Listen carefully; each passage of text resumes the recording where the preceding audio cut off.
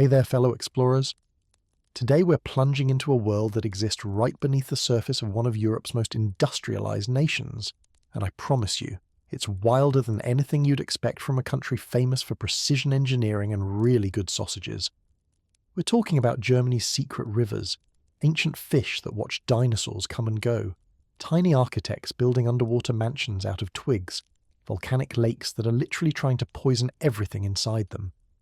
Yeah, Germany's hiding some serious aquatic drama. Here's the thing.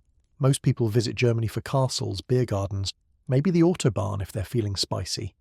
But underneath those picture-perfect landscapes, there's an entire universe of creatures, ecosystems, and straight-up prehistoric survivors doing their thing in the shadows. We're going on a journey from frozen alpine streams where pike hunt in total darkness, all the way down to the stormy North Sea where sturgeon, actual living fossils, are making their comeback. So smash that like button if you're ready for a nature documentary that doesn't involve lions for once, and drop a comment telling me where you're watching from. I want to know which corner of the planet is joining me on this underwater adventure through the heart of Europe. All right, take a deep breath. We're going in. So let's start our journey at the coldest, most brutal time of year, because nothing says fun nature documentary quite like sub-zero temperatures and lakes that have basically turned into giant ice cubes. When winter descends upon Germany, the landscape transforms into something straight out of a fairy tale.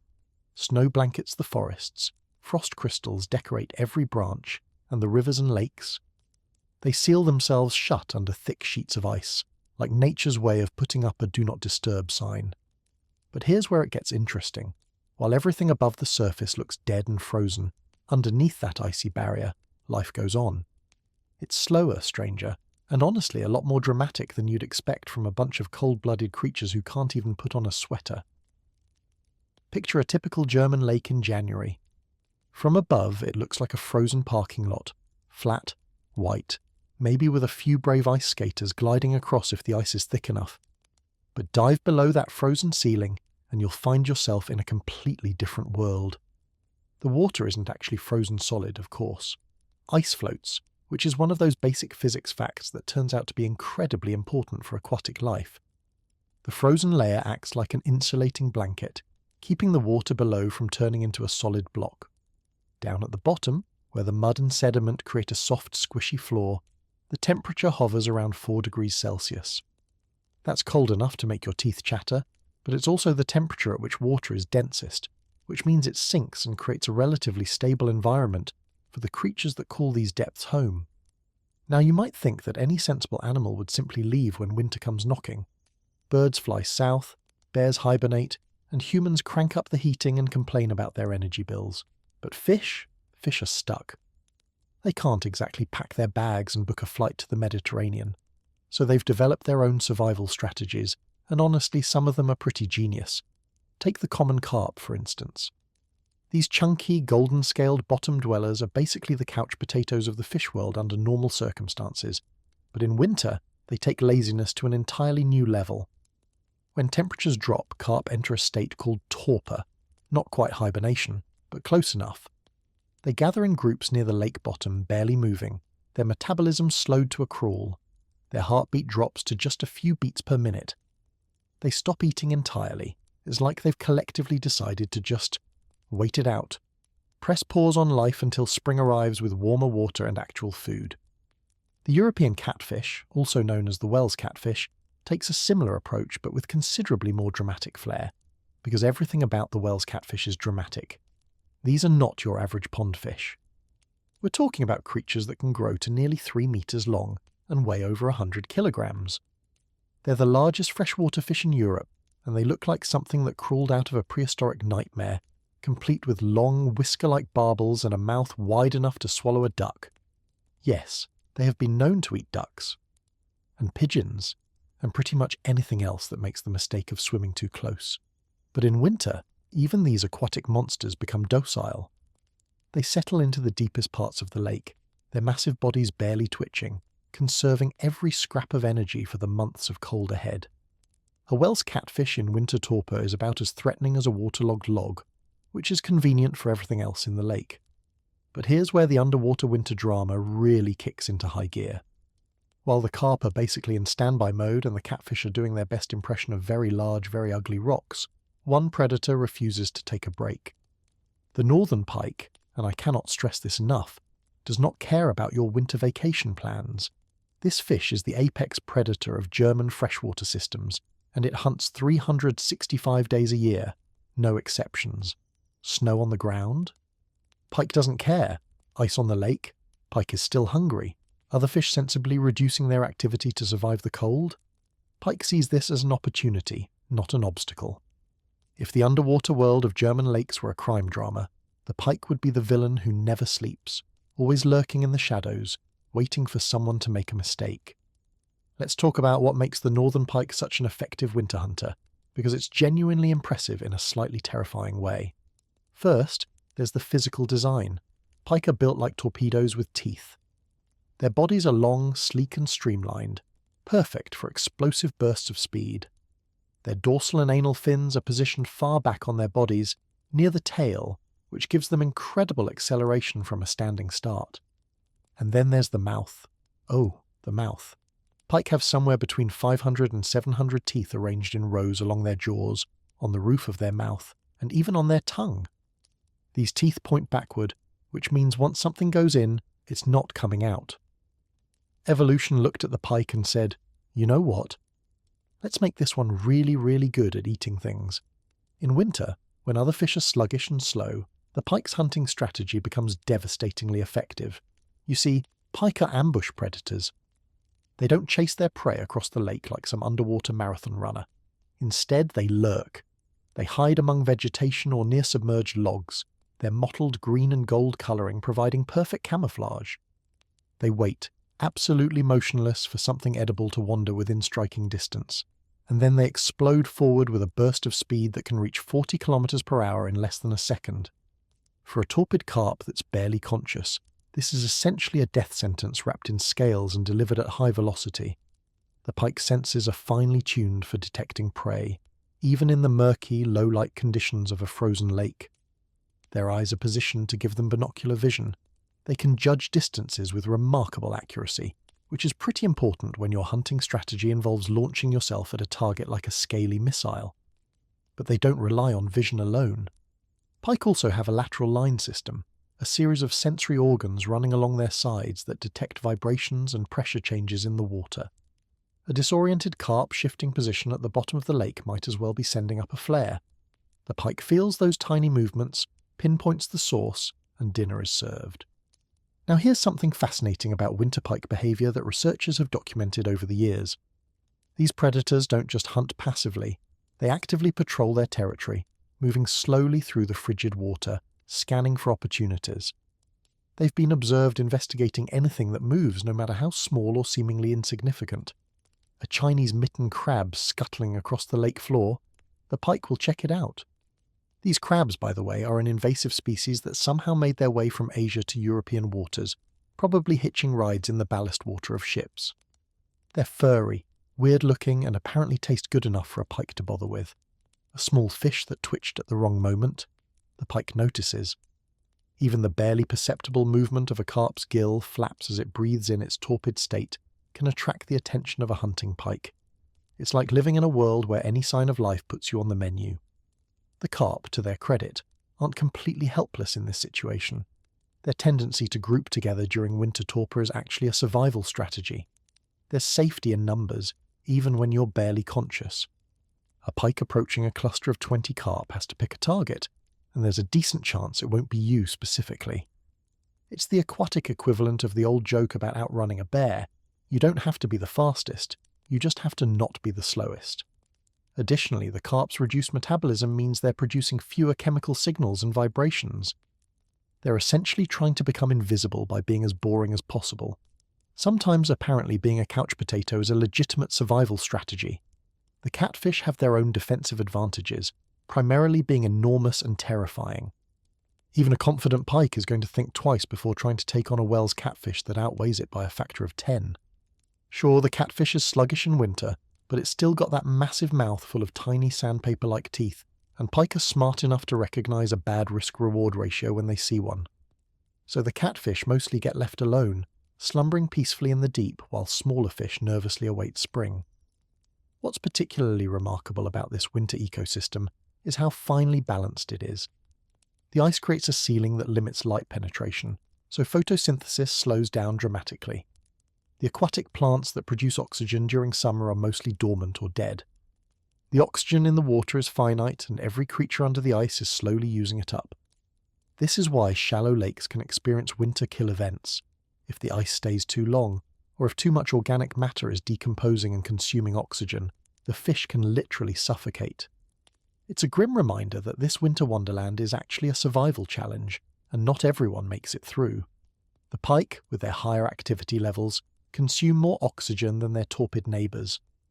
But they also need fewer prey items to sustain themselves through the winter. Their metabolism, while not as suppressed as a carp's, is still significantly slower than in summer. A pike might go weeks between successful hunts, but when it does catch something, it can make that meal last. Fish are remarkably efficient creatures when it comes to converting food into energy, and cold-blooded animals have a significant advantage here. They don't waste calories generating body heat like mammals do. Every bit of nutrition goes toward actual survival. There's something almost poetic about the underwater world in winter. Everything slows down, becomes quieter, more deliberate. The frantic activity of summer, the spawning runs, the feeding frenzies, the constant competition for territory, gives way to a kind of frozen patience. The fish that make it through winter will be the ones who emerge in spring, ready to eat everything in sight and start the cycle all over again. The pike that successfully hunted through the cold months will be stronger, better fed, and ready to defend their territories against rivals. The carp that conserved enough energy will wake up hungry and ready to spawn. It's survival of the fittest in slow motion, playing out beneath a ceiling of ice while the human world above goes about its business, completely unaware of the drama unfolding just below. And speaking of drama, let's not forget the occasional absurdity of nature. Sometimes the ice that forms isn't perfectly solid. Air pockets and pressure changes can create cracks and gaps, and creatures that normally stay in their respective elements can find themselves in unexpected situations. There are documented cases of pike attempting to grab prey too close to the ice surface and accidentally getting their snouts stuck in forming ice. Imagine being the apex predator of your entire ecosystem, feared by everything that swims, and then getting your nose frozen to the underside of a lake like a tongue on a flagpole. Nature has a sense of humour, even if the pike probably didn't find it very funny. The winter landscape above the ice has its own cast of characters who take advantage of the frozen surface to access fish they couldn't otherwise reach. But that's a story for the next chapter. For now, just know that the fish below are living in a constant state of tension, waiting for the warmth that will free them from their icy prison. Some are sleeping through it, dreaming whatever dreams fish dream about. Others, like our friend the pike, are very much awake, very much hungry, and not particularly interested in waiting for spring to eat. So the next time you see a frozen lake in Germany, or anywhere really, remember that beneath that peaceful, pristine surface, there's a whole world of creatures engaged in an ancient survival dance. The slow and the still versus the cold and the calculating, the patient versus the predator. It's been happening for millions of years, and it'll keep happening long after we're gone. There's something humbling about that, isn't there? While we worry about whether our heating bill is too high, fish are out there literally risking death every time they twitch a fin. Puts things in perspective. Now, while the pike is busy terrorizing everything with fins beneath the ice, there's a whole other level of predation happening above the surface. Because apparently being a fish in Germany means you're not just worried about what's lurking in the murky depths, you also have to keep an eye on the sky. German waterways are essentially a battlefield where the aquatic world and the aerial world clash in spectacular fashion, and spoiler alert, the fish usually lose. Welcome to the realm of the winged fisherman, where evolution has created some of the most impressive hunting machines that ever took to the air. Let's start with the undisputed heavyweight champion of German skies, the white-tailed eagle. This magnificent bird is basically the final boss of European raptors. With a wingspan that can stretch up to 2.5 meters, the white-tailed eagle looks like someone took a regular eagle and said, "What if we made this thing absolutely terrifying?" These birds are massive, powerful, and equipped with eyesight. That makes human vision look like we're all walking around with foggy glasses. The white-tailed eagle can spot a fish swimming beneath the water's surface from hundreds of meters away. And here's the really impressive part. They can do this even when the water is partially frozen. While you and I would see a sheet of ice with maybe some vague shadows underneath, the eagle sees a detailed menu of potential meals, complete with nutritional information and suggested wine pairings. Okay, maybe not that last part, but you get the idea. The hunting technique of the white-tailed eagle is a masterclass in patience and precision. Unlike some raptors that rely on speed and surprise, these eagles are more like that one friend who always wins at poker because they never rush a decision. They'll perch on a high branch overlooking the water, sometimes for hours, just watching, waiting, calculating. When they finally spot a fish that's swimming close enough to the surface, or when they notice a gap in the ice where prey might be vulnerable, they launch into action. The descent is controlled, powerful, and ends with those massive talons, each one capable of exerting crushing force, snatching the unfortunate fish right out of the water. It's like watching a nature documentary directed by an action movie enthusiast. But the white-tailed eagle wasn't always a common sight in Germany. In fact, for much of the 20th century, these birds were on the brink of extinction in the region. Hunting, habitat loss, and, here's a fun one, widespread use of pesticides like DDT nearly wiped them out completely. DDT, for those who don't know, had this delightful side effect of making bird eggshells so thin that they'd crack under the weight of incubating parents. Nothing says unintended consequences quite like accidentally making eagles crush their own eggs. Fortunately, after DDT was banned and conservation efforts ramped up, white-tailed eagle populations have been recovering. Today, Germany is home to several hundred breeding pairs, which is great news unless you're a fish hoping for a peaceful swim near the surface. Then there's the osprey, which takes a slightly different approach to the whole catching fish business. If the white-tailed eagle is the patient strategist, the osprey is the specialist, the craftsman who does one thing and does it incredibly well. Ospreys feed almost exclusively on fish. We're talking 99% of their diet. They've basically looked at all the other food options available to a large raptor and said, "No thanks, I'll stick with fish." This level of commitment to a single food source would be concerning in a human. Imagine someone who only ate pizza, and not even different kinds of pizza, just the same pizza every single day. But for the osprey, it works beautifully. The osprey's hunting technique is spectacular to watch. Unlike eagles, which grab fish from just below the surface, ospreys will actually dive completely into the water, sometimes submerging entirely before emerging with their catch.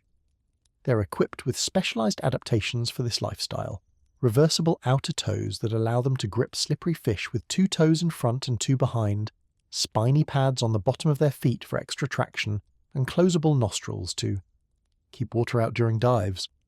Evolution really went all in on making the osprey the ultimate fish-catching machine. It's like nature's version of a Swiss Army knife, except all the tools are specifically designed for grabbing fish. What's particularly interesting about ospreys is their sustainable approach to hunting. These birds take only what they need. They're not greedy. They're not stockpiling fish like some kind of feathered doomsday prepper. An osprey catches a fish, feeds itself and its family, and then goes about its business until hunger strikes again. This might sound like basic common sense, but in the animal kingdom, where many predators will kill and eat until they physically can't anymore, the osprey's restraint is actually somewhat unusual. It's almost admirable in a maybe humans could learn something from this kind of way. Though let's be honest, if ospreys had discovered pizza delivery, their eating habits might be very different. And then we have the cormorants, and oh boy, do cormorants have a complicated relationship with humans in Germany. These sleek, dark feathered birds are absolutely phenomenal at catching fish. They're like the Navy SEALs of the bird world, highly trained, incredibly efficient, and capable of operating in environments that would challenge most other species.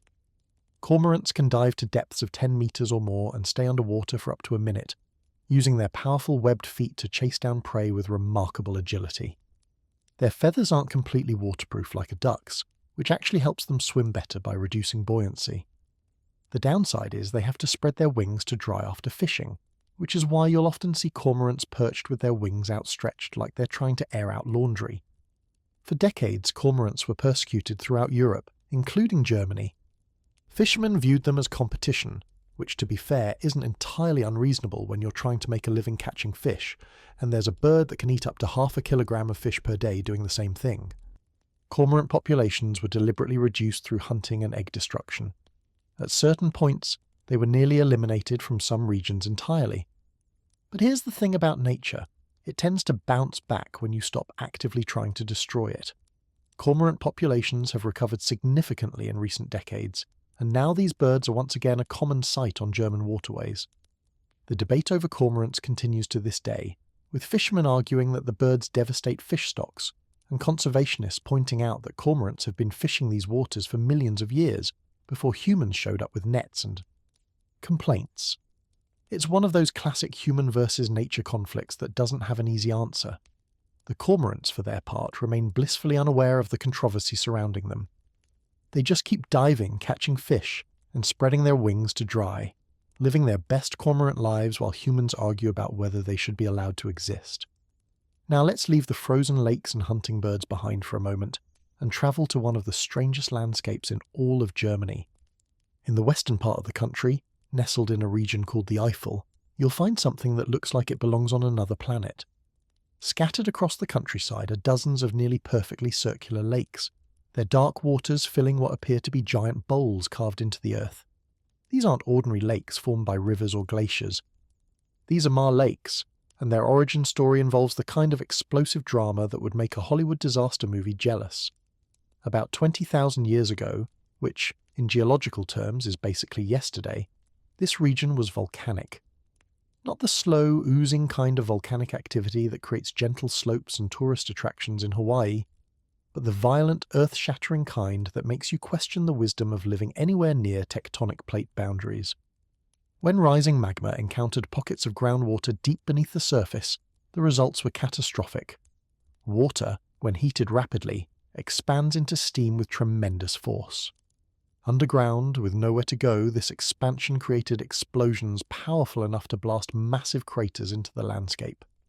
The technical term for these eruptions is phreatomagmatic, which sounds like something a mad scientist would say right before things go terribly wrong.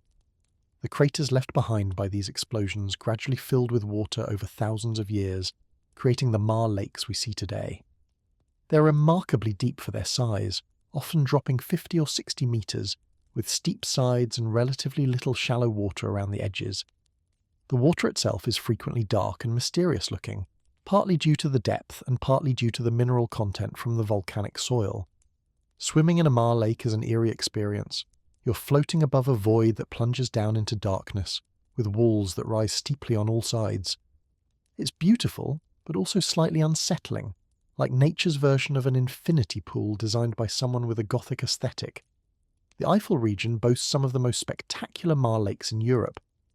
The Leche Sea is probably the most famous, a massive lake filling a caldera that formed about 13,000 years ago. But here's the detail that should make anyone living nearby slightly nervous. The volcano that created the Leche Sea isn't dead. It's dormant. There's a difference, and that difference involves the potential for future explosions. Scientists have detected ongoing volcanic activity beneath the lake, including carbon dioxide gas bubbling up from the depths. The volcano is essentially sleeping, not extinct, and no one can say for certain when, or if, it might wake up.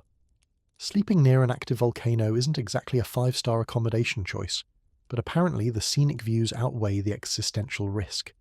Some of the smaller Mar lakes in the Eifel have their own unique dangers.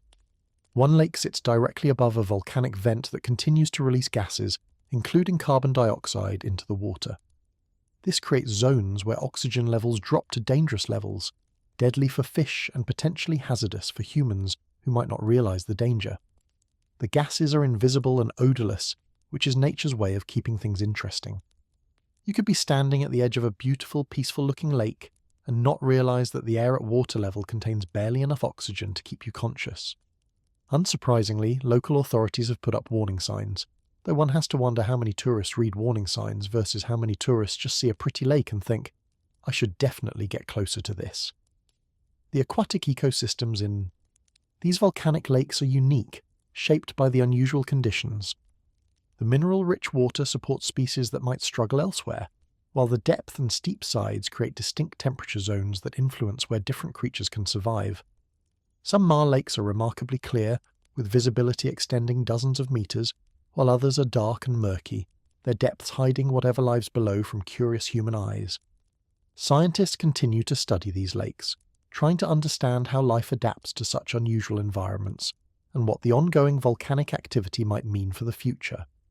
There's something humbling about standing at the edge of a Mar lake, knowing that 20,000 years ago, a blink of an eye in Earth's history, this serene spot was the site of a cataclysmic explosion. The violence that created this beauty is almost impossible to comprehend, and yet life found a way. Fish swim in waters that once boiled with volcanic fury. Birds nest along shores that were once raining ash and debris. Nature, given enough time, will colonize pretty much anything. It's both inspiring and slightly terrifying, a reminder that the peaceful landscapes we take for granted are just temporary pauses in a much longer, much more chaotic story. So as we leave the Eifel and its explosive history behind, remember that Germany's waterways are far more than simple rivers and lakes. They're battlegrounds where predators from air and water compete for survival. They're geological time capsules holding evidence of ancient cataclysms. They're ecosystems shaped by fire and ice, by millions of years of evolution, and by the ongoing drama of creatures trying to eat each other without getting eaten themselves. And we're just getting started. Speaking of landscapes shaped by forces beyond normal comprehension, let's travel to the Harz Mountains in central Germany, where humans decided to play God with the water supply, and honestly, they did a pretty impressive job. The Harz region holds one of the largest and most sophisticated historical water management systems ever constructed, a network so vast and ingeniously designed that UNESCO looked at it and said, "Yeah, this deserves World Heritage status." We're talking about over 500 kilometres of artificial channels, rivers, reservoirs and tunnels, all built centuries ago without the benefit of computers, bulldozers, or even basic health and safety regulations.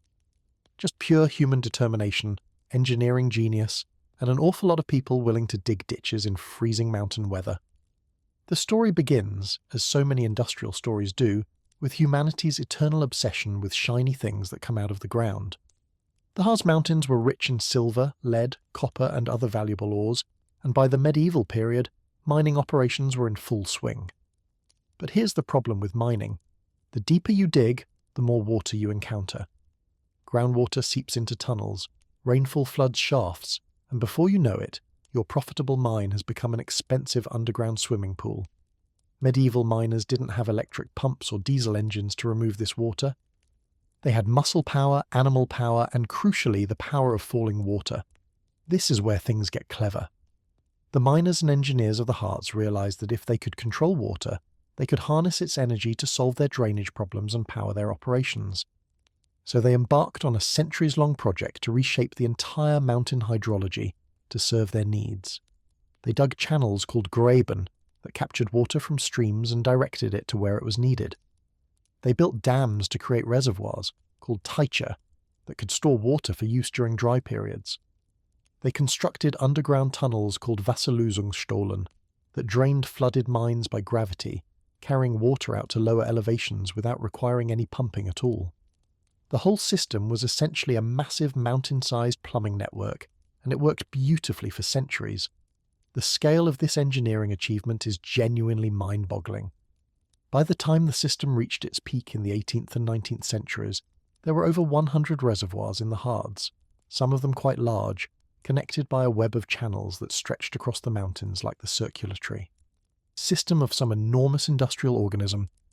Water wheels, enormous wooden contraptions that converted the energy of falling water into rotational motion, powered everything from pumps to ore crushers to the lifts that raised miners and materials up and down the shafts. A single large water wheel could generate power equivalent to dozens of horses working simultaneously, and unlike horses, water wheels didn't need to rest, eat, or complain about working conditions. Unsurprisingly, mining operations in the Harz became some of the most productive in Europe. But what's particularly fascinating about the Harz water system is how it demonstrates the cascading nature of resource use. Water that had already done work in one location wasn't wasted. It was channeled downstream to do work somewhere else. A reservoir high in the mountains might release water to power a water wheel at one mine, and then that same water would flow down to another water wheel at a lower mine, and then to another, each installation extracting energy from the same flow, before it finally reached the valleys below. It was recycling before recycling was cool, an integrated system where nothing went to waste because waste was something miners couldn't afford. Modern engineers look at this and nod approvingly, recognizing efficiency principles that we now teach in university courses about sustainable design. The people who built and maintained this system were a specialized workforce with skills passed down through generations. There were Grabenwärter, channel wardens, whose job was to walk the channels regularly, clearing debris, repairing damage, and ensuring water flowed where it was supposed to flow. There were dam keepers who managed the reservoirs, opening and closing sluice gates to control water release based on the needs of the mines below. There were engineers who planned new construction, and surveyors who mapped the terrain with remarkable accuracy given the technology available to them. This wasn't just mining, it was the management of an entire artificial ecosystem, requiring constant attention and expertise. Now, here's where the story takes an interesting turn. Mining in the Harz eventually declined. The easily accessible ores were exhausted, deeper mining became uneconomical, and the Industrial Revolution brought new materials and new methods that made traditional Harz mining obsolete. By the 20th century, most of the mines had closed, and the elaborate water system that had sustained them for centuries was no longer needed for its original purpose. You might expect that the channels would be abandoned, the reservoirs drained, and the whole network left to decay, but that's not what happened. Instead, something remarkable occurred. Nature moved in. The artificial waterways of the Harz, designed purely for industrial purposes, turned out to be surprisingly hospitable to wildlife. The reservoirs became home to fish populations. The channels, with their steady flow of clean mountain water, provided ideal habitat for creatures that require specific aquatic conditions. Amphibians, frogs, toads, newts, and salamanders discovered that these man-made water features were excellent places to breed and live. Today, the Harz water system is recognized not just as an engineering monument, but as an ecological treasure, supporting species that have become rare elsewhere in Germany. The fire salamander, with its striking black and yellow coloration, thrives in the cool, shaded channels of the Harz. These creatures look like someone designed them specifically to be memorable.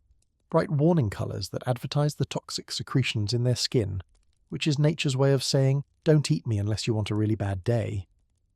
The salamanders need clean flowing water for their larvae to develop, and the artificial channels provide exactly that. Similarly, various species of newts have colonized the reservoirs, finding in these human constructions the calm, fish-free waters they need for successful reproduction. It's a beautiful irony. Industrial infrastructure built to extract wealth from the earth has become a sanctuary for creatures that ask nothing more than clean water and a place to lay their eggs. The transition from industrial site to nature reserve didn't happen automatically, of course. Conservation efforts have been crucial in maintaining the water system and managing it for ecological rather than mining purposes. But the basic infrastructure, those carefully engineered channels and reservoirs, provided a foundation that would have taken nature thousands of years to create on its own, if it ever did. The miners of the Harz, entirely unintentionally, left behind a gift for future generations of amphibians. One imagines the salamanders would be grateful if salamanders were capable of gratitude, which they probably aren't, but it's a nice thought. Now let's shift our focus from the grand scale of mountain engineering to something at the complete opposite end of the size spectrum. Deep in the waters of Germany, in streams, ponds, lakes and rivers, there are creatures so small that most people have never seen them, never heard of them, and would probably struggle to believe they exist.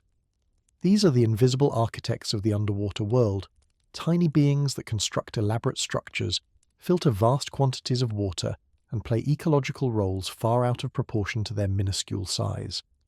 Welcome to the realm of the microworld builders.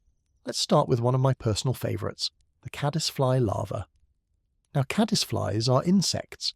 As adults, they look a bit like dull-coloured moths and spend their brief airborne lives primarily focused on finding mates before dying. Not exactly glamorous. But it's the larval stage, which occurs entirely underwater, where things get genuinely fascinating. Caddisfly larvae are architects. They build protective cases around their soft, vulnerable bodies using whatever materials are available in their environment, and the results are nothing short of remarkable. Different species of caddisfly larvae have different building preferences. Some construct their cases from tiny grains of sand, carefully selecting particles of similar size and cementing them together with silk produced from glands near their mouths. The result looks like a tiny, perfectly formed tube of stone, sturdy, camouflaged, and surprisingly elegant. Other species prefer plant materials, weaving together bits of leaves, twigs, and stems into cases that resemble miniature log cabins. Still others use a combination of materials, mixing sand, plant matter, and even tiny snail shells into eclectic constructions that would fit right in at an avant-garde architectural exhibition. Each larva essentially builds its own mobile home, carrying it around on the stream bottom as it feeds and grows. The engineering principles at work here are sophisticated. The cases need to be strong enough to protect against predators, fish, dragonfly larvae, and other creatures that would happily eat a soft, unprotected caddisfly. They need to be streamlined enough that the larva can move without expending excessive energy fighting water resistance. They need to be heavy enough to keep the larva anchored to the bottom in flowing water, but not so heavy that movement becomes impossible. And they need to allow water to flow through, because the larva breathes through gills that require constant water circulation. Meeting all these requirements with random bits of debris, using only silk and instinct, is a feat that human engineers find genuinely impressive. Some creative humans have discovered that if you give caddisfly larvae unusual building materials, they'll use them.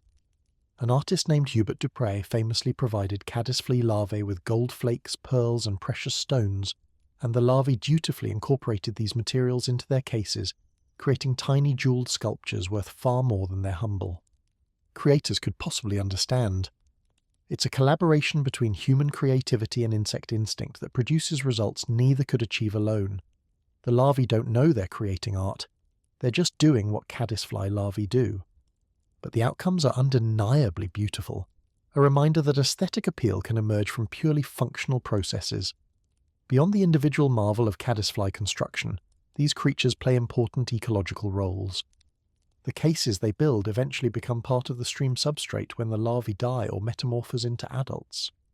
Their feeding habits, most caddisfly larvae eat algae, detritus, or other organic matter, help process nutrients and keep streams clean. They're also an important food source for fish and other predators, forming a crucial link in the aquatic food chain. When ecologists want to assess the health of a stream, they often look at caddisfly populations, because these insects require clean, well-oxygenated water and are among the first to disappear when pollution arrives. And then there are the bryozoans, the moss animals, which are so strange and so overlooked that even people who consider themselves nature enthusiasts often have no idea they exist. Bryozoans are tiny colonial animals, each individual measuring about 0.5 millimeter or less. They live in colonies that can contain thousands or even millions of individuals, forming encrusting masses on rocks, sticks, and other underwater surfaces that are often mistaken for algae, moss, or just random aquatic gunk. If you've ever reached into a pond and pulled out a stick covered in slimy, bumpy growth, there's a decent chance you were holding a bryozoan colony. Congratulations on meeting one of the animal kingdom's most underappreciated members. Each individual bryozoan, called a zooid, has a body plan that's surprisingly complex for something so small. There's a ring of tentacles called a lopophore that captures food particles from the water, a digestive system, muscles, and a nervous system, all packed into a space smaller than a grain of rice. The zooids are connected to each other within the colony, sharing nutrients and sometimes even having specialized roles. Some colonies have defensive zooids with structures that protect against predators. It's like a tiny underwater city where each citizen has a job and the whole community works together for mutual survival. What makes bryozoans ecologically important is their filter feeding. Those tiny tentacles are constantly waving, creating currents that draw water across the colony and trap suspended particles, bacteria, algae, organic debris. A large bryozoan colony can filter enormous quantities of water, removing particles that would otherwise cloud the water and consume dissolved oxygen as they decompose. Multiply this by the thousands of colonies in a healthy water body, and you have a natural filtration system that rivals anything humans have engineered. Bryozoans are, quite literally, cleaning the water around them just by existing and eating. There are approximately 5,000 species of bryozoans worldwide, found in marine and freshwater environments on every continent. In German waters, several dozen species occur, quietly going about their filter-feeding business in streams, rivers, ponds, and lakes. Most people will never notice them, and the bryozoans probably prefer it that way.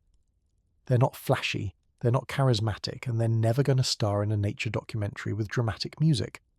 But they're essential, a hidden workforce maintaining water quality in ecosystems across the country. When you think about it, there's something humbling about these invisible builders.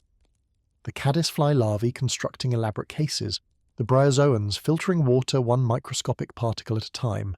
They're doing vital work that goes completely unrecognized. No one thanks the bryozoan for cleaning the pond. No one admires the caddisfly's engineering unless they happen to be an entomologist or an unusually curious naturalist. These creatures exist in a world beneath our notice, carrying out tasks that make our own experiences of nature better without ever receiving any credit.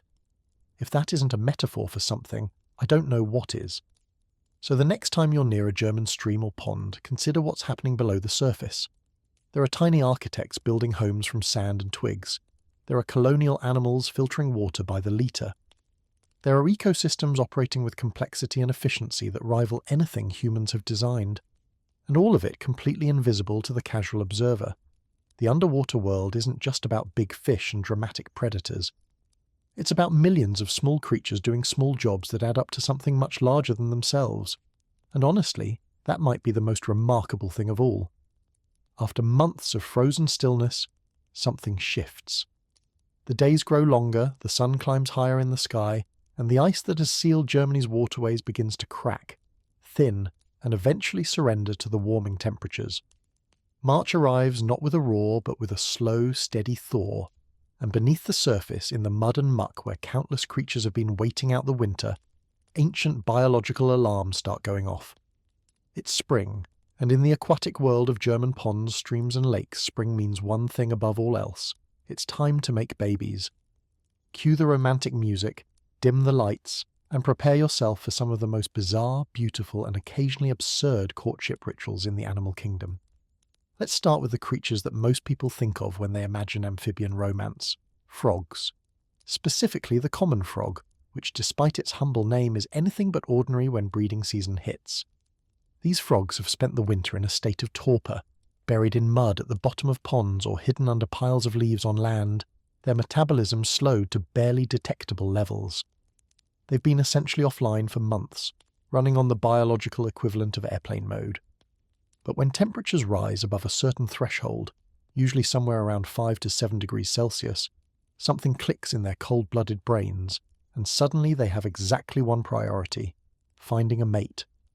The migration to breeding ponds is one of those natural spectacles that doesn't get nearly enough attention.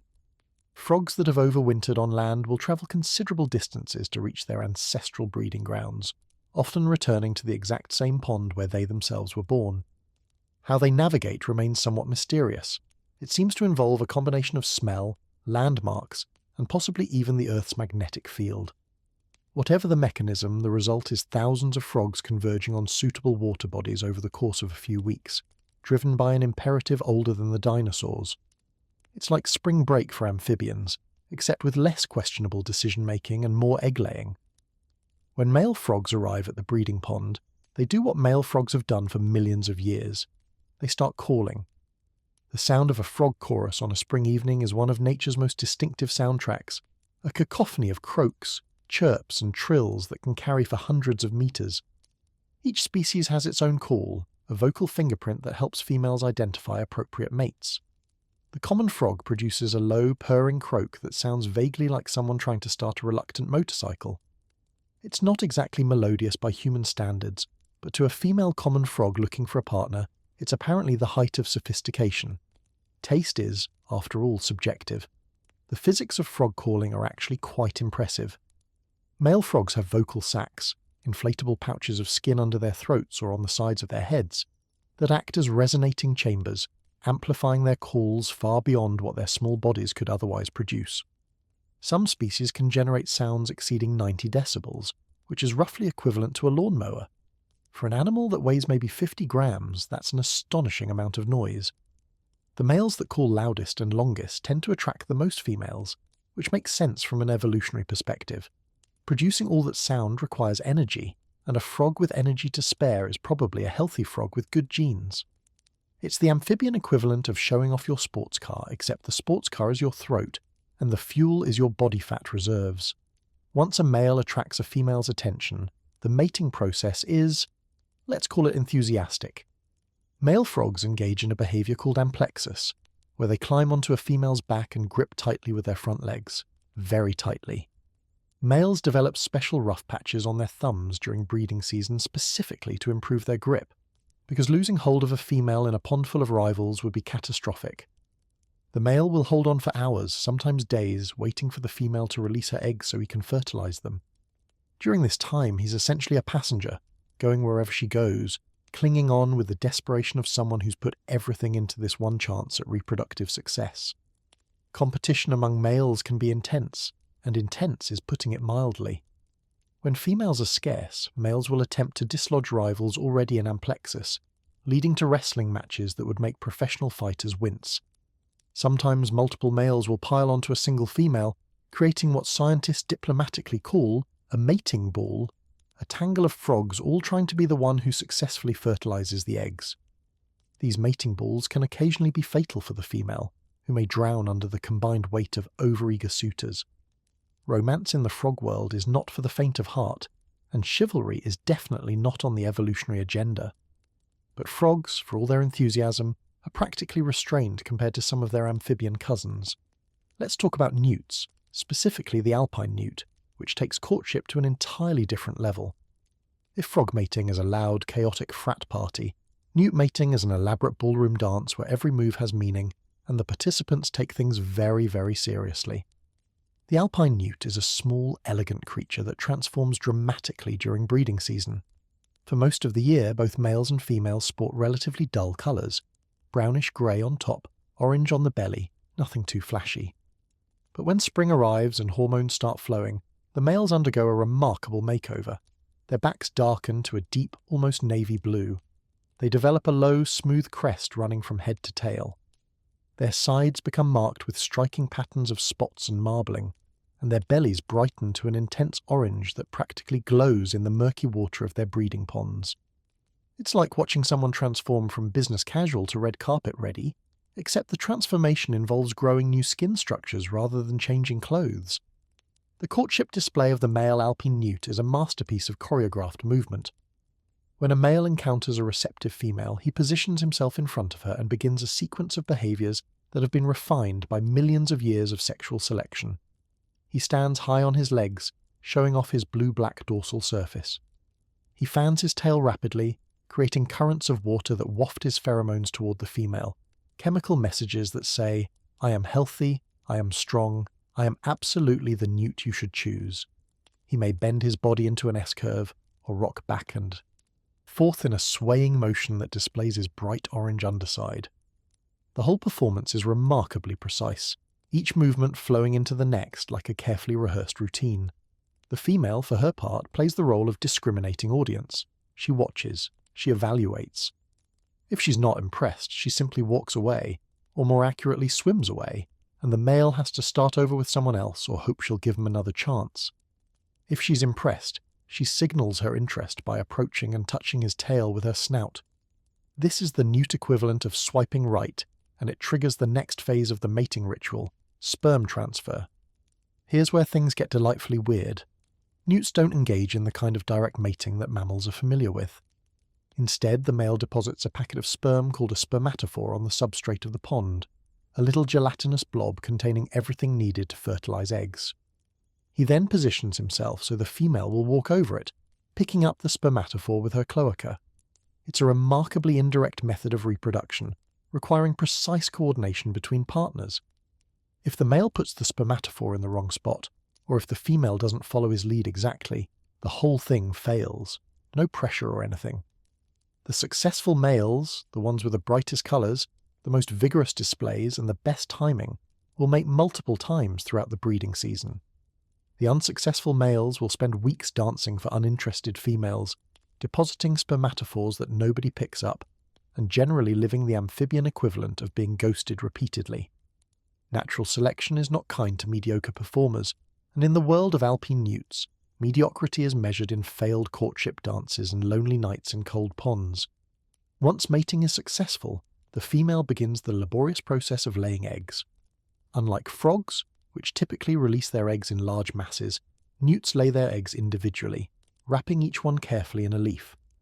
The female uses her hind legs to fold a leaf around each egg, creating a protective pocket that hides the developing embryo from predators. A single female might lay 200 to 300 eggs over the course of several weeks, each one individually wrapped and placed with care. It's an enormous investment of time and energy, and it speaks to the brutal mathematics of amphibian survival. Lay hundreds of eggs, because most of them won't make it. And this brings us to perhaps the most sobering aspect of spring breeding, the massive mortality that awaits the next generation. When those eggs hatch, whether they're frog eggs in gelatinous masses or newt eggs carefully wrapped in leaves, the resulting tadpoles and larvae enter a world determined to eat them. Fish love tadpoles. Dragonfly larvae, those underwater nightmares with extendable jaws, love tadpoles even more. Birds pick them off from above. Other tadpoles, when food is scarce, will turn cannibalistic and eat their siblings. The pond that seemed so romantic during breeding season becomes a death trap for the offspring it produces. The numbers are genuinely staggering. A single female common frog might lay 1,000 to 2,000 eggs in a season. Of those eggs, maybe half will successfully hatch into tadpoles. Of those tadpoles, perhaps 5% will survive long enough to develop legs and leave the water as tiny froglets. And of those froglets, venturing into a terrestrial world full of snakes, birds, small mammals and car tires, only a tiny fraction will reach adulthood and return to breed themselves. We're talking about survival rates of well under 1% from egg to breeding adult. The spring chorus of calling frogs represents the winners of a brutal lottery, the lucky few who made it through against overwhelming odds. The alpine newt faces similar challenges, though its careful egg wrapping provides slightly better protection for individual offspring. Newt larvae are voracious predators themselves, hunting tiny invertebrates in the pond ecosystem, which helps them grow quickly, but they're still vulnerable to the same gauntlet of predators that decimates frog tadpoles. The difference is mainly one of strategy. Frogs go for quantity, producing massive numbers of eggs and hoping enough survive through sheer statistical probability. Newts invest more in each individual offspring, fewer eggs, but better protected and faster growing.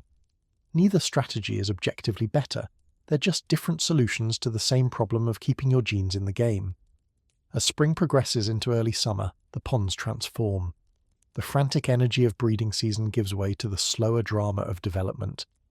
Tadpoles grow, sprouting legs and absorbing their tails in a metamorphosis that never stops being miraculous no matter how many times you witness it. Newt larvae develop their gills, then gradually transition to air breathing as they prepare to leave the water. The adults, their reproductive duties complete, disperse back to their summer territories on land, where they'll spend months eating invertebrates and building up the energy reserves they'll need for next year's breeding extravaganza. There's something poignant about the whole cycle. All that effort, the long migration to breeding ponds, the desperate calling, the elaborate courtship dances, the wrestling matches and mating balls, all of it in service of producing the next generation, most of whom won't survive. And yet the species persist. The frogs keep coming back, the newts keep dancing, the eggs keep hatching. Evolution doesn't care about individual tragedy, it only cares about the ones who make it through. And every spring enough of them do make it through to ensure the cycle continues.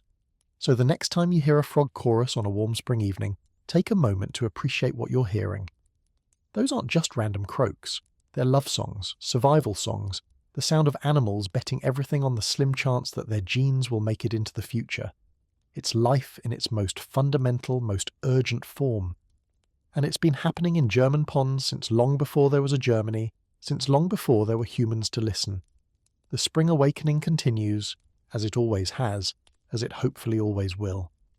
While the ponds and lakes of lowland Germany play host to romantic frog choruses and elaborate newt dances, something entirely different is happening in the mountains. Up where the air is thin, the temperatures are colder and the slopes are steep, water doesn't sit around waiting to be colonized by lazy carp and dramatic catfish. No, up here, water moves.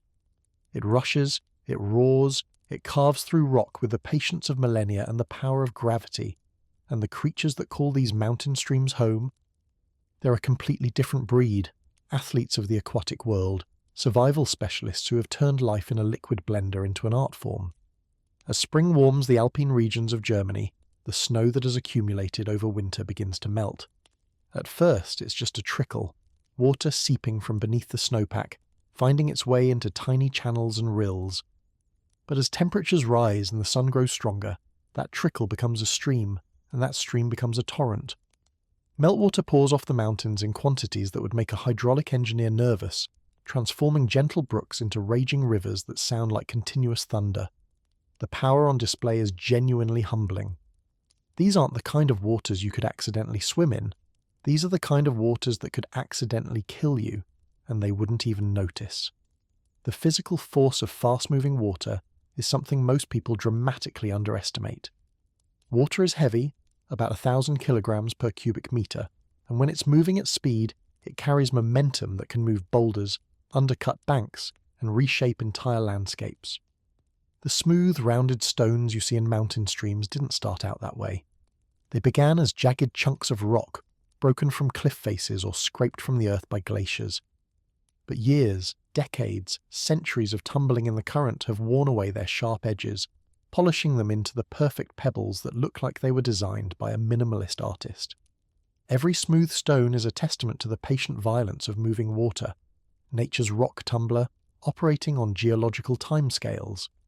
For the creatures living in these streams, the current isn't just a feature of their environment, it's the defining characteristic of their existence. Everything about life in fast water revolves around one central challenge.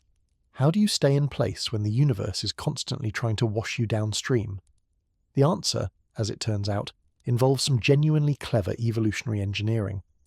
Let's talk about trout, because if any fish is synonymous with mountain streams, it's these streamlined predators. Germany's mountain waters are home to several trout species, including the brown trout and the introduced rainbow trout, both of which have become masters of the turbulent environment. Looking at a trout, you can immediately see adaptations for life in fast water. The body is torpedo-shaped, designed to minimize drag. The fins are positioned and shaped to provide stability and control. The powerful tail can generate explosive acceleration when needed. Everything about the trout's anatomy screams, "I was built for this," which evolutionarily speaking is exactly what happened. But here's the thing about living in a fast current. Swimming against it all day would be exhausting. Even the most perfectly designed fish would burn through its energy reserves in hours if it tried to simply fight the flow. Trout are smart enough, or more accurately instinctively programmed, to avoid this trap. Instead of battling the current, they use it. They find spots where the water slows down, where eddies form behind boulders, where the stream bed creates little pockets of relative calm. A trout positioned in one of these hydraulic shadows expends minimal energy staying in place, while the main current rushes past just centimeters away. It's like finding the one quiet corner at a loud party. Technically you're still at the party, but you're not getting your eardrums destroyed. These resting spots are prime real estate in the trout world, and larger, more dominant fish claim the best ones. Young trout, lacking the size and strength to compete for premium positions, often get pushed to less favourable locations, spots where the current is stronger, where predators might spot them more easily, where life is generally harder. It's a hierarchical system based on the simple principle that bigger fish take what they want, and smaller fish get whatever's left. Not exactly a utopia of aquatic democracy, but it works well enough to keep the population going. From their carefully chosen positions, trout watch the current like security guards monitoring a conveyor belt. Everything that flows past is a potential meal. Aquatic insects, terrestrial bugs that made the mistake of falling into the water, smaller fish, crustaceans, whatever the stream happens to be carrying that day. The trout's feeding strategy is essentially sit and wait with extreme prejudice. When something edible drifts within range, the trout launches from its holding position, intercepts the food with a quick snap of its jaws, and returns to its station. The whole maneuver takes a fraction of a second. If you blink, you'll miss it. Trout don't mess around when it comes to eating. In an environment where every calorie matters, there's no time for deliberation. The terrestrial insects that fall into mountain streams deserve a moment of sympathy, if only because their end is so swift and undignified. Picture a beetle or a grasshopper or a mayfly going about its business on the streamside vegetation, when suddenly, loss of footing, a gust of wind, a moment of insect inattention, and splash. The surface film of the water, which seems so insignificant to us, is a prison for most terrestrial insects. They're trapped, struggling, sending out vibrations that might as well be dinner bells for every hungry fish in the vicinity. Within seconds, something from below rises and claims them. It's not personal, it's just the brutal efficiency of a food chain operating at maximum intensity. This phenomenon, terrestrial insects becoming fish food, is actually ecologically significant. Scientists call it terrestrial subsidies, which sounds like a government program, but is actually about energy transfer between ecosystems. The insects that fall into streams represent nutrients that originated on land, from the plants they ate, from the soil those plants grew in. When a trout eats that insect, it's importing energy from the terrestrial ecosystem into the aquatic one. When that trout is eventually eaten by a bird or a mammal, some of that energy moves back to land. It's a constant exchange, a cross-ecosystem economy that operates without currency, regulations, or anyone really noticing unless they're the kind of person who thinks about these things professionally. The invertebrates that actually live in fast-flowing streams, rather than just falling into them accidentally, have developed their own impressive adaptations. We talked about caddisfly larvae earlier, but the species that inhabit mountain streams are particularly specialized. Their cases tend to be made of heavier materials, sand, small stones, which helps anchor them against the current. Some species build their cases with a particular shape that reduces drag, essentially becoming tiny underwater aircraft designed for minimum resistance. Others abandon the mobile case strategy entirely and instead build fixed retreats attached to rocks, venturing out only when it's safe to feed. Then there are the mayfly larvae, some of which have evolved remarkably flat bodies that let them squeeze into the narrowest crevices between stones, where the current can't reach them. Others have developed sucker-like structures or hooked claws that grip rock surfaces with impressive tenacity. The blackfly larvae, yes, those annoying biting insects start their lives underwater, attach themselves to rocks using silk and a sucker at their rear end, filter feeding on particles carried by the current while anchored in place like tiny, living flags waving in the flow.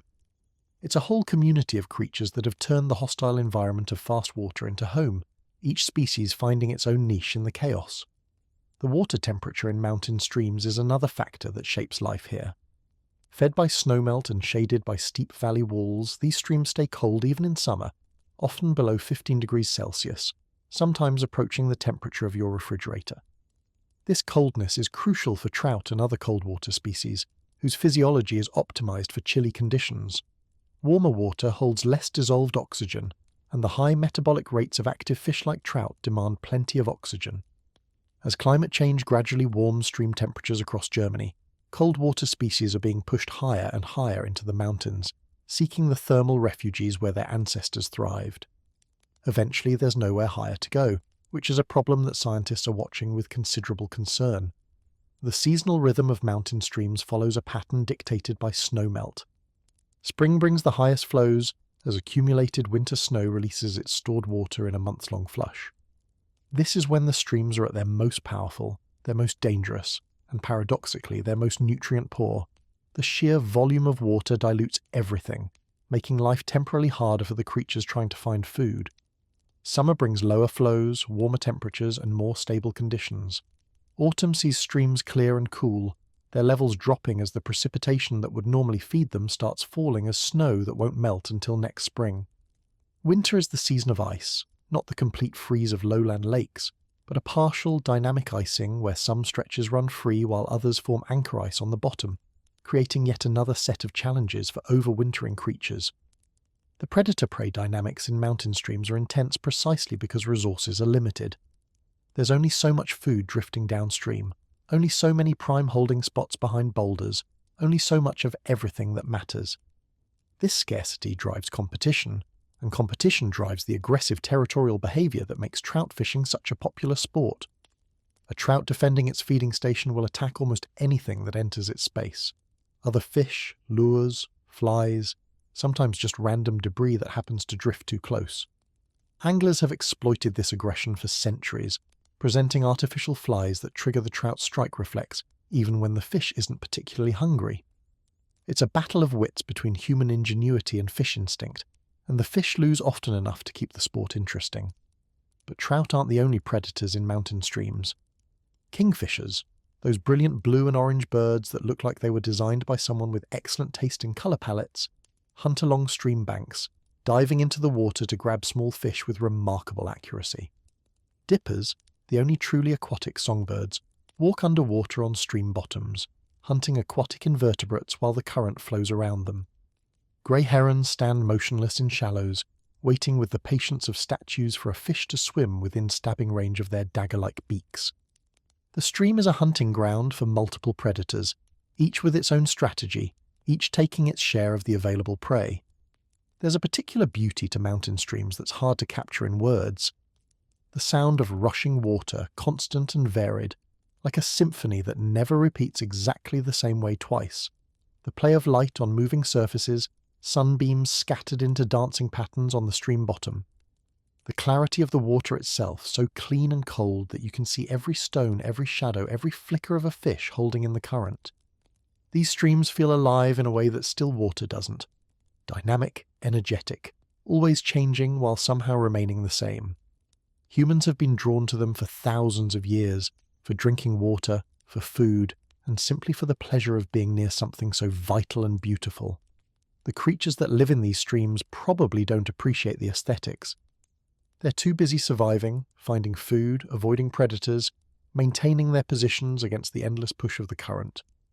But they're part of what makes these places special, each species a thread in a complex web of relationships that has been weaving itself together since the last ice age sculpted these valleys. The trout patrolling behind boulders, the caddisflies building cases, the mayflies clinging to rocks, the beetles tumbling to their doom. They're all characters in a story that's been running for millennia. And the most amazing thing? This story is playing out right now in countless mountain streams across Germany, completely indifferent to whether anyone is watching. The water flows, the predators hunt, the prey hides or flees or becomes a meal. It's been happening since before humans existed, and it'll keep happening as long as there are mountains and snow and gravity to pull water downhill. We're just lucky enough to occasionally witness a small piece of it. From the rushing mountain streams where trout rule supreme, let's follow the water as it continues its journey, but not in the direction you might expect. Because sometimes water doesn't stay on the surface. Sometimes it vanishes, swallowed by the earth itself, disappearing into a hidden world that most people never even think about. Welcome to the underground rivers of Germany, where darkness is absolute, the residents are bizarre, and the very concept of river gets stretched into something far stranger than anything flowing under an open sky. In the lower Harz region and across various parts of Germany where the bedrock consists of limestone, something peculiar happens to the water. Limestone is a sedimentary rock made primarily of calcium carbonate, the accumulated shells and skeletons of marine organisms that lived millions of years ago when this part of Europe was underwater. That's right. The mountains of central Germany are essentially made of ancient sea creatures, compressed and lithified over geological time. And here's the thing about calcium carbonate: it dissolves. Slowly, imperceptibly, but inevitably, slightly acidic rainwater eats away at limestone, molecule by molecule, year by year, millennium by millennium. This process, called karstification, creates some of the most dramatic landscapes on Earth. Sinkholes open suddenly as underground cavities collapse.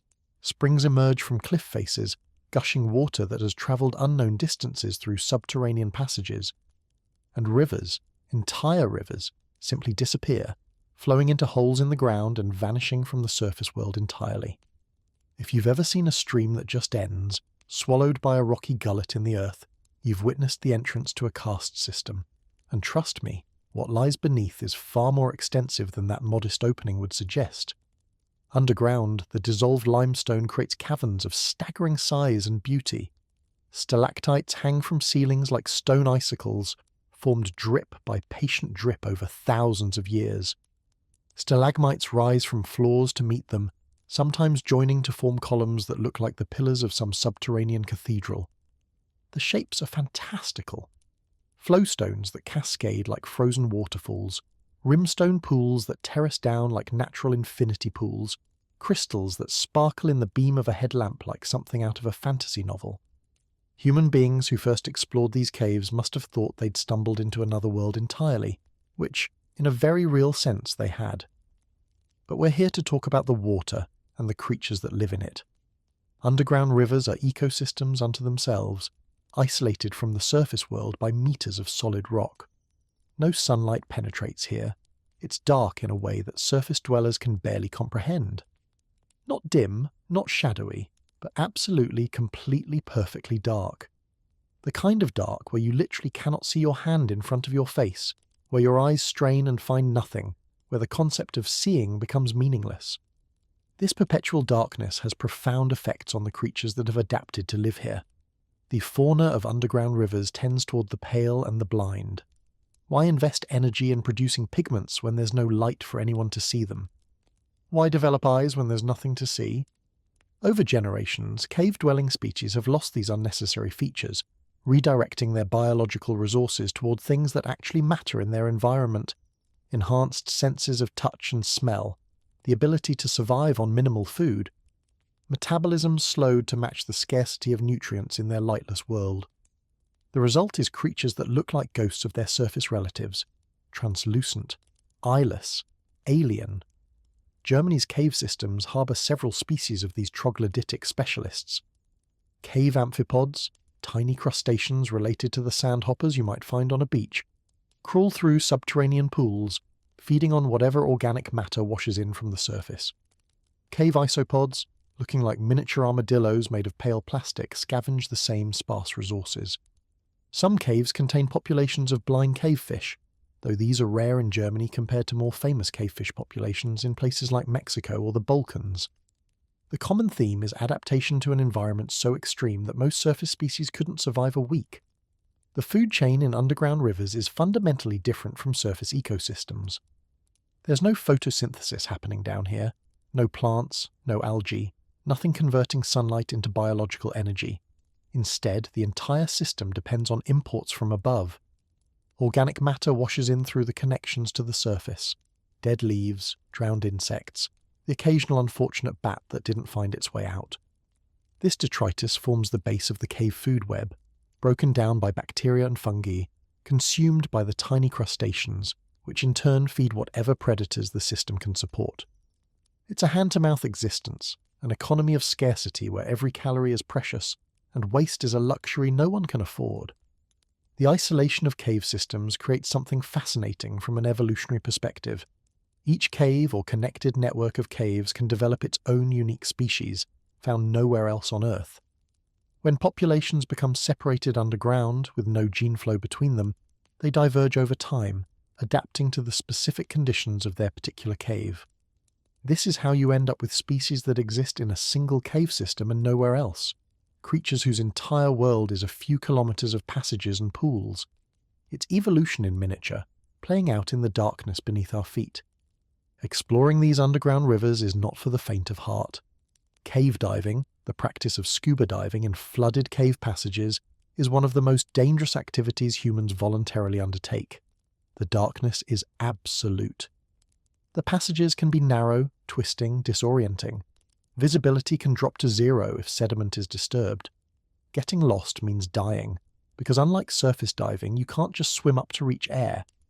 Cave divers have mapped kilometers of submerged passages beneath Germany, but vast networks remain unexplored, their secrets held in darkness that no human eye has ever pierced. These underground rivers are quite literally the last frontier of exploration in the heart of Europe. Hidden worlds that exist right beneath towns and farms and highways, utterly unknown to the people living above.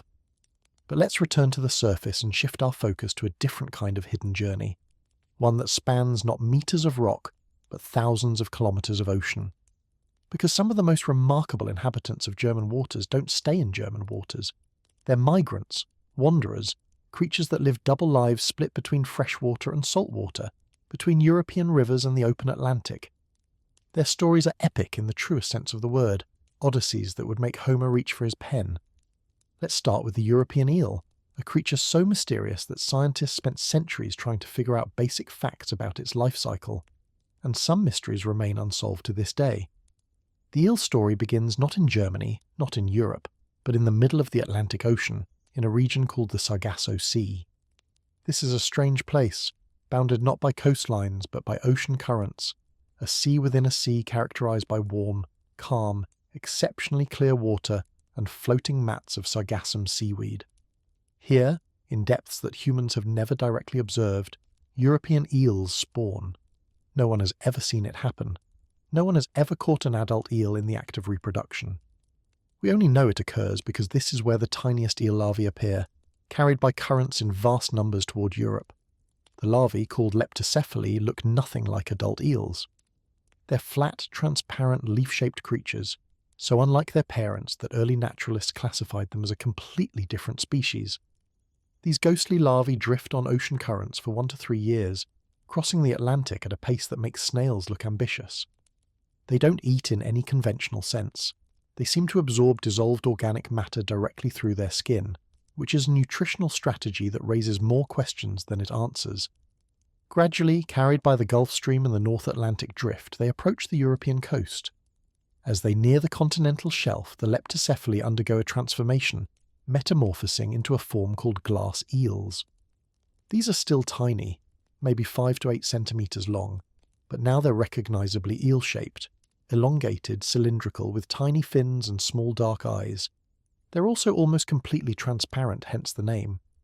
You can see their internal organs through their skin, which is either fascinating or disturbing depending on your perspective. Glass eels enter estuaries and begin swimming upstream, somehow knowing that their destiny lies in fresh water, despite having never encountered it before in their lives. The journey upriver can cover hundreds of kilometers. Glass eels become elvers, gaining pigmentation and size as they move upstream. Eventually they settle in a body of water, a river, a lake, a pond, a canal, sometimes even a ditch, and there they stay, growing and feeding for anywhere from 5 to 50 years. Yes, 50 years. Eels in their freshwater phase, called yellow eels for their coloration, are remarkably long-lived and remarkably patient. They eat fish, crustaceans, insects, amphibians, pretty much anything they can catch. They grow slowly but steadily, some reaching over a meter in length, and they wait, because eventually something will call them back to the sea. When the time comes, triggered by some combination of age, size, and environmental cues that scientists don't fully understand, the yellow eel transforms one final time. Its eyes enlarge to handle the darkness of the deep ocean. Its skin thickens and changes colour to a silvery hue. Its digestive system shuts down because it will never eat again. The silver eel, as this final form is called, begins its last journey, downstream to the coast, then out into the Atlantic, then across thousands of kilometres of open ocean to the Sargasso Sea, where it will spawn and die. No silver eel has ever been tracked completing this journey. We assume they make it because new larvae keep appearing, but the final leg of the eel's migration remains one of the great unsolved mysteries in biology. The European eel population has collapsed in recent decades, declining by over 90% since the 1980s. Overfishing, habitat loss, dams that block migration routes, pollution, parasites. The eels are being hit from all sides. Conservation efforts are underway, but recovering a species with such a complex life cycle is enormously challenging.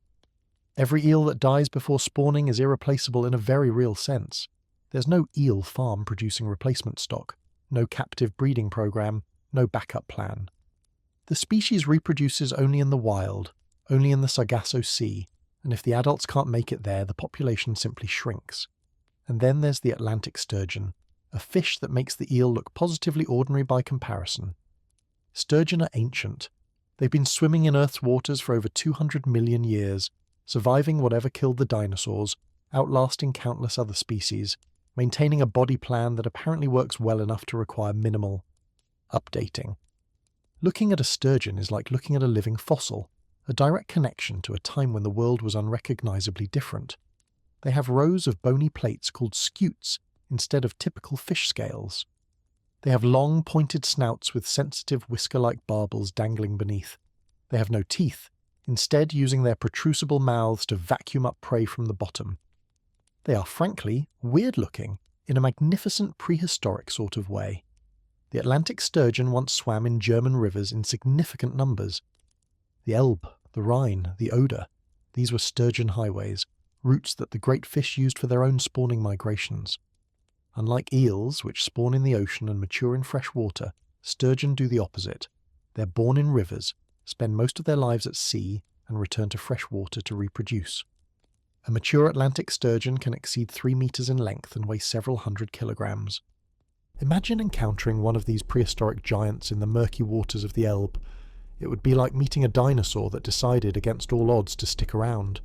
Sturgeon navigate using senses that seem almost supernatural. Those barbels beneath their snouts are loaded with taste receptors and touch sensors, allowing them to feel their environment in ways we can barely comprehend. They can detect the chemical signatures of their home rivers from kilometres away, homing in on the water where they were born with an accuracy that puts GPS to shame. In the murky, sediment-laden waters where sturgeon often live, sight is nearly useless, but their other senses more than compensate. A sturgeon doesn't need to see where it's going. It can taste and feel its way home. Unsurprisingly, humans nearly destroyed them. Sturgeon meat was valuable, but sturgeon eggs were even more so the source of caviar, one of the most expensive foods on Earth. For centuries, sturgeon were caught, killed, and harvested until populations collapsed. By the early 20th century, Atlantic sturgeon had effectively disappeared from German rivers. The great fish that had swum these waters since before the Rhine was the Rhine, since before Germany was Germany, since before humans existed, gone, victims of our appetite and our short-sightedness. But this story has a hopeful chapter. In 1995, conservationists began reintroducing Atlantic sturgeon to the Elbe River. The program has been painstaking.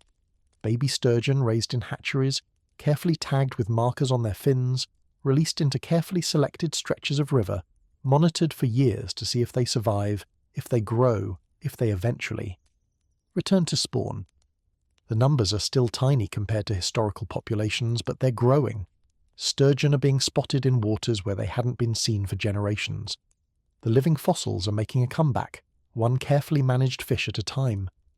There's something profound about these migratory fish, these wanderers that spend their lives shuttling between worlds. The eel, born in the Sargasso Sea, growing up in a German pond, returning to the Atlantic to spawn and die. The sturgeon, born in a German river, spending decades in the ocean, navigating back by smell and touch to where its life began. They remind us that the boundaries we draw on maps, between countries, between fresh water and salt water, between here and there, mean nothing to creatures that have been making these journeys since before our species existed. The rivers of Germany aren't isolated systems. They're connected to the entire Atlantic, to the deep ocean, to ecosystems and cycles that span hemispheres. And so the water that disappears underground in the Harz, that emerges from springs and joins rivers flowing toward the sea, eventually reaches the ocean where eels begin and sturgeon return. It's all connected. The cave systems and the mountain streams, the frozen lakes and the volcanic craters, the tiny bryozoans filtering particles and the massive catfish sleeping in the mud. Every drop of water in Germany's rivers has a story, and every creature in those rivers has a story, and all those stories interweave in ways that we're only beginning to understand. The secret rivers of Germany aren't really secret at all. We just haven't been paying close enough attention. The story of Germany's waterways isn't just about the creatures that survived and adapted over millions of years. It's also about the ones we nearly lost, and the extraordinary efforts now underway to bring them back. Because here's the uncomfortable truth that runs beneath all the wonder we've been exploring. Humans came terrifyingly close to destroying these ecosystems entirely. We dammed rivers, polluted waters, overfished populations, and introduced invasive species with the casual thoughtlessness of toddlers knocking over building blocks. The difference is that toddlers eventually learn consequences, while humanity took several centuries to figure out that maybe, just maybe, we shouldn't treat nature like an all-you-can-eat buffet with no closing time. But this chapter isn't about dwelling on our mistakes. We've got a whole history of environmental destruction for that. This is about the comeback stories, the conservation victories, the moments when scientists, governments, and ordinary citizens decided that losing these species forever wasn't acceptable and actually did something about it. These are tales of hope, determination, and occasionally absurd levels of effort expended to undo damage that took much less effort to cause. Welcome to the battle for Germany's endangered aquatic species, where the heroes wear waders and the weapons include fish hatcheries, genetic analysis, and an almost stubborn refusal to give up. Let's start with the Atlantic salmon, a fish that once defined the rivers of northern Europe. In medieval times, salmon were so abundant in German rivers that there are records of servants complaining about being fed salmon too often. Imagine that salmon, the fish that now costs a small fortune at the supermarket, was once considered peasant food that workers were tired of eating. The Rhine, the Elbe, the Weser. These rivers ran silver with returning salmon every spawning season, fish so numerous that people could practically walk across their backs. It was, by all accounts, an incredible natural spectacle, and naturally we proceeded to completely ruin it. The decline of Atlantic salmon in German waters reads like a checklist of everything humans can do wrong to a river ecosystem. Industrial pollution turned the water toxic. Overfishing took more than populations could sustain. Dams blocked migration routes, preventing salmon from reaching their spawning grounds upstream. By the early 20th century, Atlantic salmon had effectively vanished from German rivers. The last wild salmon in the Rhine was caught in 1958, and after that, nothing. The fish that had swum these waters since the last ice age, that had fed generations of humans, that had been so common that people complained about eating too much of it, gone. It was one of the most complete fishery collapses in European history. For decades, the salmon's absence was simply accepted as the price of progress. Rivers were for industry, for transportation, for waste disposal, not for fish with inconvenient habitat requirements. But attitudes began to shift in the latter half of the 20th century. Water quality regulations tightened. Industrial discharge was controlled. Some of the worst pollution was cleaned up. And gradually people started asking, could the salmon come back? The reintroduction program began in earnest in the 1980s and 90s, a collaboration between government agencies, conservation organizations, and international partners. The basic concept sounds simple. Raise salmon in hatcheries, release them into rivers, hope they survive to adulthood and return to spawn.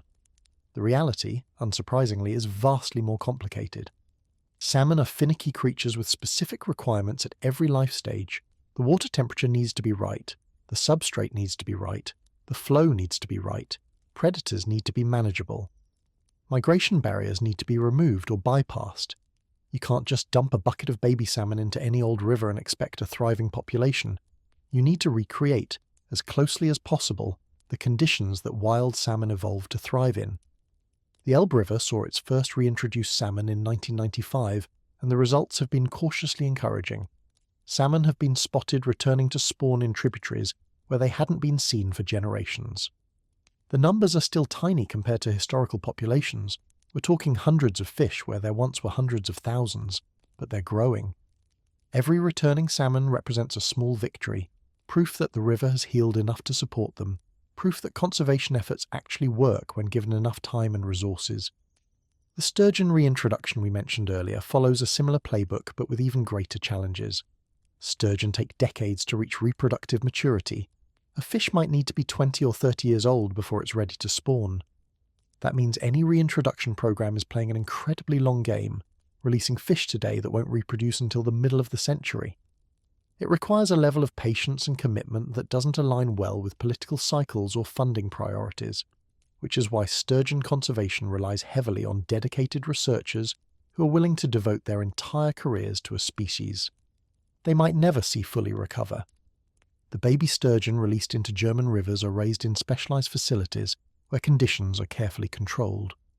Each fish receives a tiny tag, a mark clipped into its fin or an internal microchip, that allows scientists to identify individuals if they're ever recaptured. This monitoring is crucial. It tells researchers which release sites are most successful, which rivers offer the best habitat, whether the fish are surviving and growing as expected. It's painstaking work, the scientific equivalent of raising children and then hoping they'll call home occasionally, except the children are prehistoric fish, and calling home means getting caught in a survey net 15 years later. And then there's the European crayfish, which faces a threat that salmon and sturgeon never had to deal with. A plague. Not a metaphorical plague of overfishing or pollution, but an actual disease, crayfish plague, caused by a water mold called Aphanomyces astacei. This pathogen arrived in Europe in the mid-19th century, hitchhiking on North American crayfish species that were imported with spectacular short-sightedness to supplement declining European crayfish populations. The American crayfish carry the plague without dying from it, but European crayfish have no resistance whatsoever. When the disease spreads to a population of European crayfish, mortality approaches 100%. It's not a plague in the casual sense, it's a plague in the apocalyptic extinction-level sense. The devastation was swift and thorough. European crayfish populations that had existed for millennia were wiped out within years of plague arrival. The species that once filled German streams and lakes, playing important ecological roles as both predator and prey, as scavengers and bioturbators, became rare, then critically endangered, then locally extinct across vast areas. The American crayfish that brought the plague happily took over the empty niches, adding insult to injury by being not just disease carriers, but also ecological competitors. It's like inviting someone to your house, having them accidentally burn it down and then watching them move into the ruins. Conservation efforts for European crayfish focus on identifying plague-free populations and protecting them from contamination. This means isolating healthy populations from infected waters, which in practice often means from any waters that might connect to infected systems. Some conservation groups have established ark populations in carefully controlled ponds and tanks, genetic reserves that could be used to repopulate rivers if the plague ever recedes. Others are working on understanding crayfish plague transmission, hoping to develop strategies for limiting its spread or even, ambitiously, finding European crayfish populations with natural resistance. The common theme across all these conservation efforts is that reversing extinction is really hard. It takes decades of work, millions of euros, international cooperation, and a commitment that spans generations of human researchers. It would have been infinitely easier to simply not destroy these populations in the first place, but that ship has sailed, hit an iceberg of industrial pollution, and sunk to the bottom of an overfished sea. All we can do now is try to bring back what we can, protect what remains, and hopefully learn enough from our mistakes to avoid making them again. The jury's still out on that last part. Now let's follow the water one last time, downstream, toward the sea, on the final leg of our journey through Germany's secret rivers. The Elbe, that great artery of northern Germany, has carried us through frozen lakes and mountain streams, past volcanic craters and underground caverns, through spawning grounds and conservation zones. Now it carries us toward its mouth, toward the North Sea, toward a finale that encompasses some of the most dramatic and biologically rich habitats in all of Europe.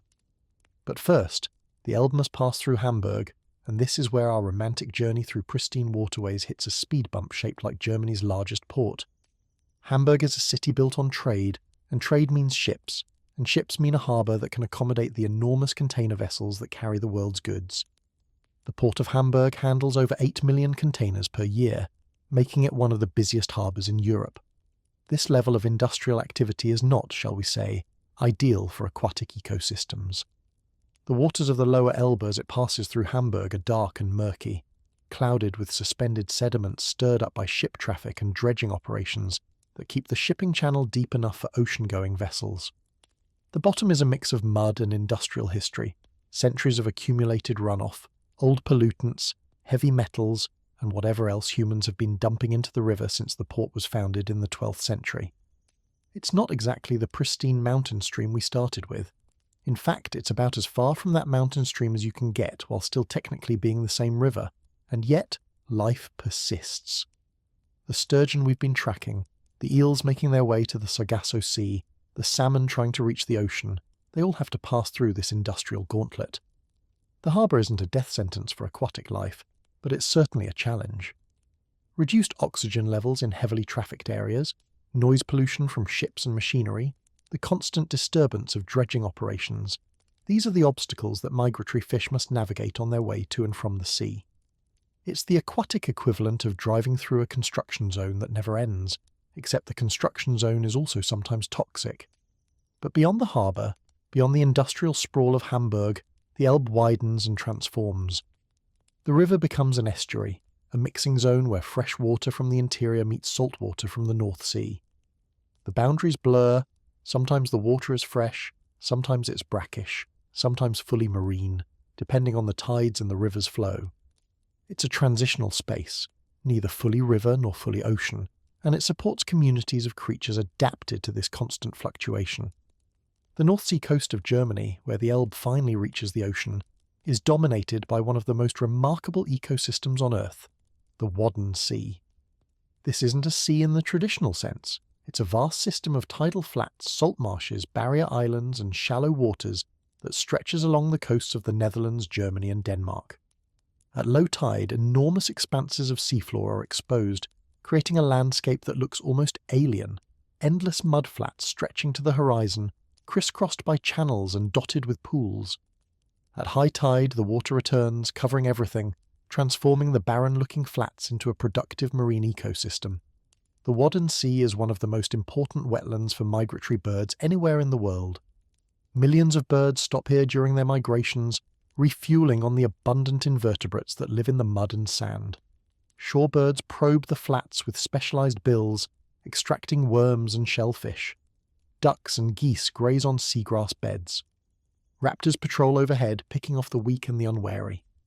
It's a service station on the Great Avian Highway that stretches from Arctic breeding grounds to African wintering areas, and without it, bird populations across 2 continents would collapse. But the Wadden Sea is also crucial for fish. The shallow, nutrient-rich waters serve as nursery grounds for many species. Young fish grow here, protected by the complex habitat from larger predators, feeding on the abundant food supply until they're big enough to venture into deeper waters.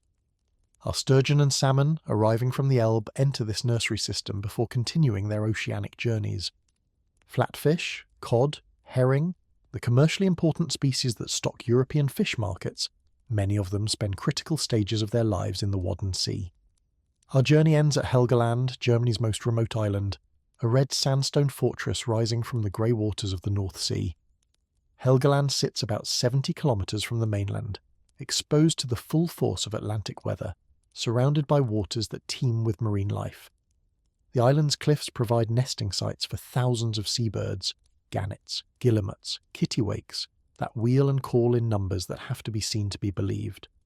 The waters around Helgoland are a marine research station, a protected area, and a living laboratory for understanding North Sea ecology. Beneath the waves off Helgoland, the underwater world is rich and varied.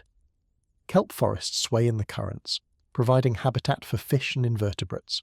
Seals haul out on rocky shores, their populations recovering after decades of persecution.